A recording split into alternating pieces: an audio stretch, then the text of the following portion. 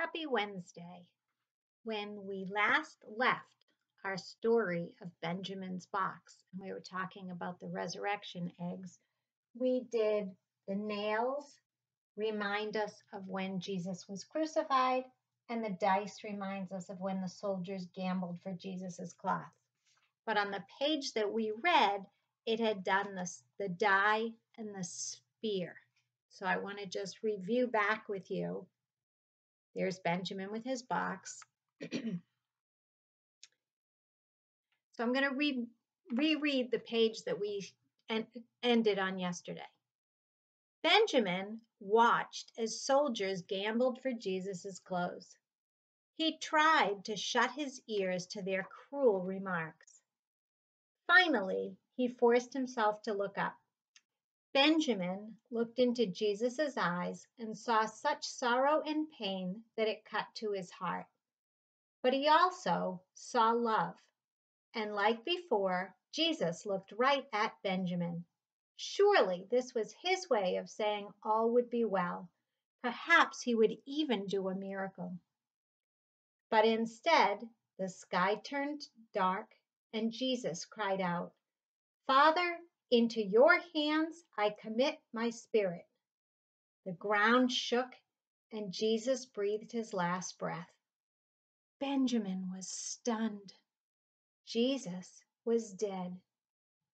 As if in a dream, Benjamin heard the people move about. He saw a soldier pierce his friend's side with a spear.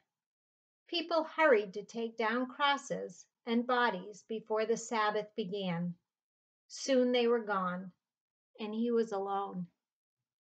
He picked up a stone the soldiers had gambled with and looked up at the dark sky. Why had God allowed it? Later that night, he opened his treasure box and placed the nail and the gambling stone inside. He looked at his collection. It had seemed so valuable when he believed Jesus was the king, but now the strange items only filled him with unbearable sadness.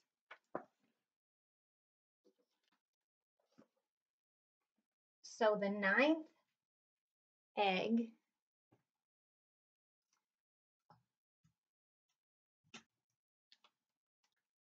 is the spear.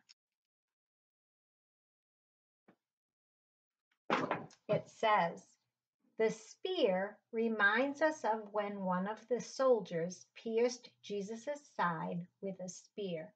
So you're going to color it and glue it down and cut the egg out.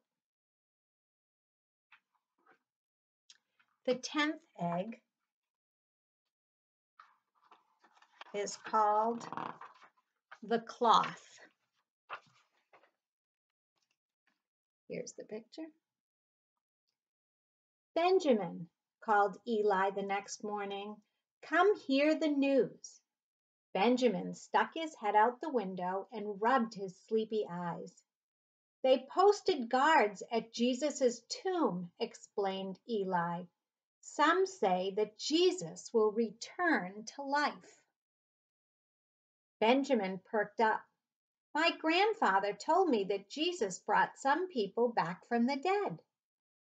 "Maybe it will happen again," said Eli. "But the soldiers say they're making sure people don't steal the body."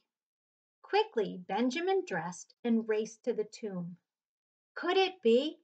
Could Jesus have returned to life? How he hoped so. But the huge stone remained in place, and the guards blocked the tomb. With dark, scowling faces, they told him to leave at once.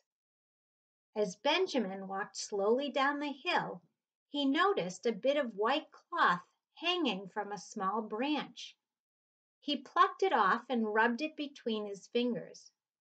His parents wove cloth like this for burials. Jesus is dead, he told himself as he continued toward home. That night, he sadly placed the cloth in his box. This would surely be the last thing to remember his friend by.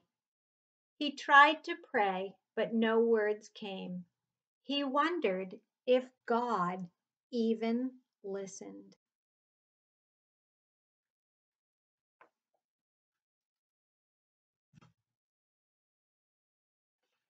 Here's the 10th egg.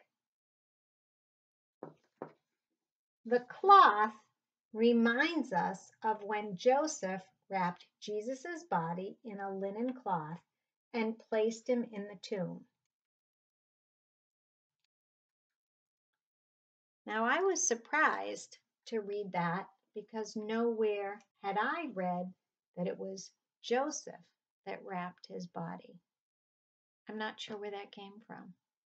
Maybe it's something we can ask Father Craig when we see him.